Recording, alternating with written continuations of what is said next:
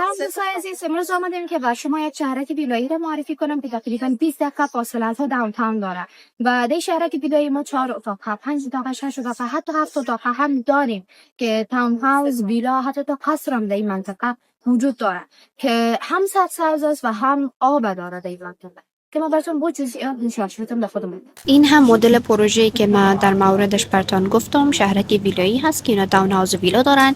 در این منطقه اینا دریاچه های خود دارن، قسمی که در خود ماکپ هم میتونن ببینین و یک آرتفیشال بیچ هم دارن و کلاب هاوس هم دارن. در اینجا 4 تا کلاب هاوس کوچک هم در بین منطقه دارن. قسمتی که طرف خیابان است بیشتر سرسبز است به خاطر از اینکه سر و صدا از خیابان داخل شهرک نشه. اگر ببینیم سایزشون بسیار بزرگ است، 2766 اسکوئر فوت تنها 4 خوابه سایزش هست و زمینش میتونه بزرگتر باشه. این سایز ساخت سازش است ولی زمینش میتونه بزرگتر باشه، هر واحد فرق میکنه سایز زمینش.